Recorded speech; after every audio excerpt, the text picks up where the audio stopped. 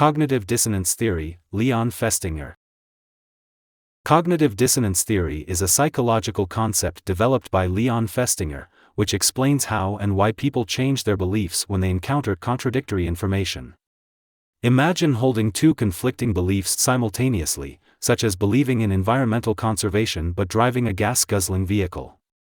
This conflict creates a psychological discomfort known as cognitive dissonance. To alleviate this discomfort, individuals have a few options. They can change their beliefs, justify their behavior by altering the conflicting cognition, or seek new information that aligns with their existing beliefs. For example, someone might justify driving a non-eco-friendly car by believing it is the only suitable option for their family's safety and comfort, thus reducing the dissonance between their actions and their environmental values. This theory highlights how powerful the need for consistency is in shaping our beliefs and actions. Understanding cognitive dissonance is crucial because it shows that people are motivated not just by truth, but also by the need to avoid psychological discomfort, often leading them to rationalize or even ignore evidence that contradicts their views. Social identity theory, Henri Tajfel and John Turner. Social identity theory explores how people's sense of who they are is based on the groups to which they belong. This theory argues that part of our self-image comes from our group memberships, whether these groups are defined by race, religion, social class, sports teams, or even favorite music genres. According to Henri Tajfel and John Turner, identifying with a group can boost our self-esteem and give us a sense of belonging. People naturally categorize themselves and others into groups, favoring those who are members of their own group, the in-group, while often being prejudiced against those in different groups, the out-groups. This categorization leads to in-group bias, where individuals see members of their own group as more diverse and positive compared to out-groups, which are often stereotyped negatively. For instance, a sports fan might think of their own team's fans as loyal and passionate, while viewing rival fans as aggressive or fair-weather supporters. This theory helps us understand why ideologies that emphasize group identity can be so powerful and appealing. They tap into our need to belong and to boost our self-esteem through group affiliations. Click subscribe to this channel to get more topics you love. System justification theory, John Jost and Mahzarin Banaji. System justification theory, developed by John Jost and Mahzarin Banaji, suggests that people have a psychological drive to defend and uphold the existing social, economic, and political systems, even when these systems may work against their personal and group interests. This theory helps explain why individuals from disadvantaged groups might support the status quo that disadvantages them. The motivation to justify the system arises because it serves a need for order and predictability. People find comfort in believing their social systems are just and fair, which reduces uncertainty and existential dread. For example, someone might believe that economic disparities are a result of fair differences in individual effort and ability, rather than systemic inequalities. This belief can be comforting because it suggests a stable and predictable world where everyone gets what they deserve. Understanding this theory is crucial for recognizing why significant social change is challenging. It explains why disruptive ideas or movements often face substantial resistance, as they threaten the psychological comfort provided by system justification. Terror management theory, Jeff Greenberg, Tom Piskczynski, and Sheldon Solomon. Terror management theory delves into how human beings cope with the fundamental fear of their own mortality. Developed by Jeff Greenberg, Tom Piskczynski, and Sheldon Solomon, this theory suggests that much of human behavior is a response to the existential terror that arises from our awareness of death. To manage this fear, cultures create symbolic systems, like religions, national identities, and political ideologies, that give life meaning and offer paths to achieve symbolic or literal immortality. For instance, adhering to a religious ideology may provide believers with the assurance of an afterlife, thereby reducing the existential anxiety associated with death. Similarly, nationalistic ideologies can offer a sense of belonging to something greater and enduring beyond one's lifetime. These ideologies not only help soothe our fear of death but also encourage us to live up to the standards and values they espouse, as a way to achieve a lasting significance. Understanding terror management theory is fundamental because it reveals how deeply our existential fears can influence our acceptance and defense of certain ideologies, often without our conscious awareness. It highlights why ideological conflicts can be so intense and why compromises on deeply held beliefs are often difficult to achieve.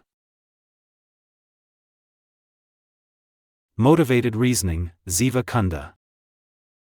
Motivated reasoning, a concept introduced by Ziva Kunda, explains how people's desires and fears influence the way they process information.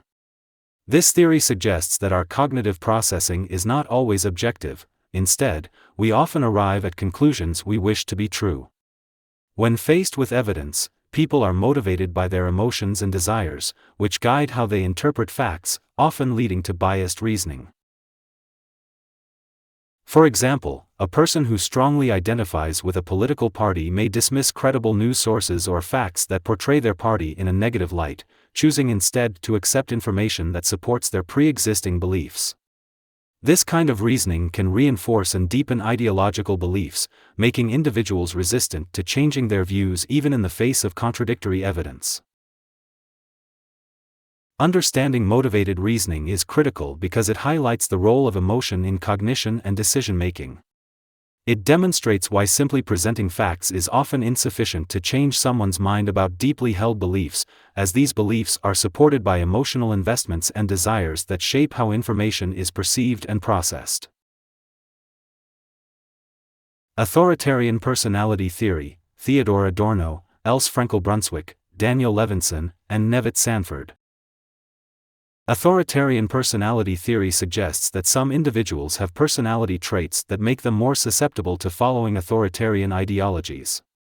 Developed by Theodore Adorno and his colleagues, this theory links authoritarianism to traits such as conformity, rigidity, and hostility towards outgroups.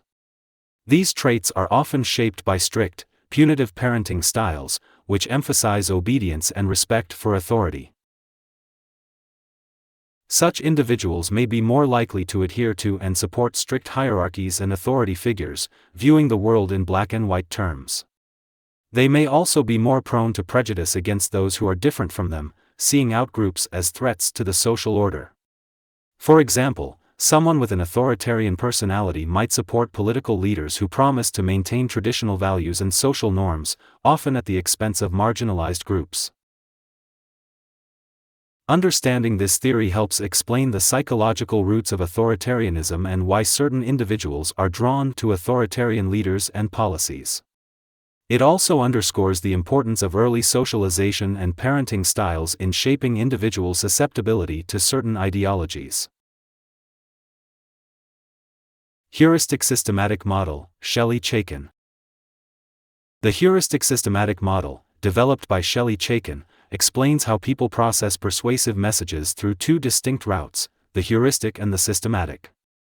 When processing information heuristically, people rely on simple, efficient rules or cues that require minimal thought. Examples include trusting a message because it comes from a perceived authority or because it aligns with one's existing beliefs. This route is quick and often effective when making decisions under time pressure or when the information is not critically important. On the other hand, systematic processing involves a more thorough and deliberate evaluation of information. Here, individuals consider the content, logic, and evidence behind a message, weighing different arguments and analyzing data. This route is more effortful and is used when decisions are seen as important and when individuals have both the motivation and the ability to scrutinize information carefully. Ideologies often benefit from heuristic processing. For instance, slogans, symbols, or charismatic leaders can serve as cognitive shortcuts that allow individuals to quickly accept complex ideologies without deep analysis. Understanding the heuristic-systematic model is crucial because it highlights how ideologies can be adopted and spread without thorough understanding, and why sometimes even well-substantiated arguments fail to change minds if they do not engage heuristic cues effectively. This model not only helps in understanding how people are persuaded but also in crafting messages that can effectively influence public opinion, by targeting either the heuristic or systematic processing pathways, depending on the audience and context.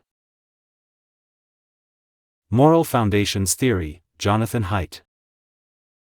Moral Foundations Theory, developed by Jonathan Haidt, provides a framework to understand why people hold different political ideologies based on their moral priorities.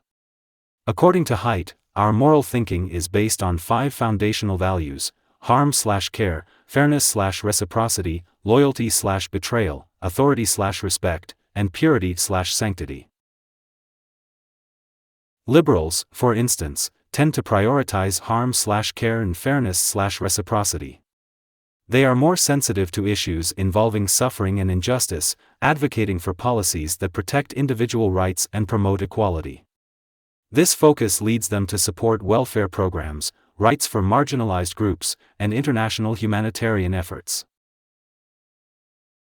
Conservatives, on the other hand, often emphasize loyalty/betrayal and authority/respect alongside purity/sanctity. This makes them more attuned to maintaining social cohesion, respecting tradition and authority, and preserving the social fabric. As a result, they champion policies that uphold family values, national pride, and law and order. Understanding these moral foundations helps explain why different groups can see the same issue so differently.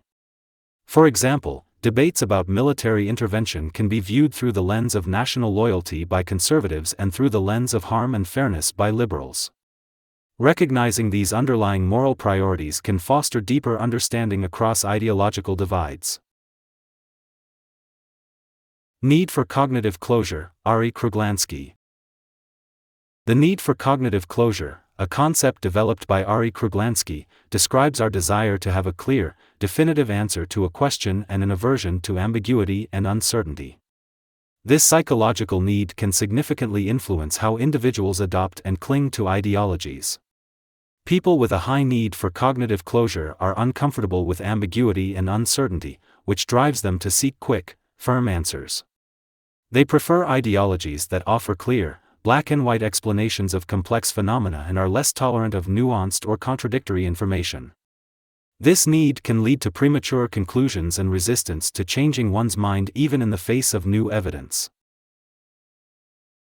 For example, during times of social unrest or economic instability, individuals with a high need for cognitive closure might gravitate towards authoritarian leaders or rigid ideological frameworks that promise certainty and order.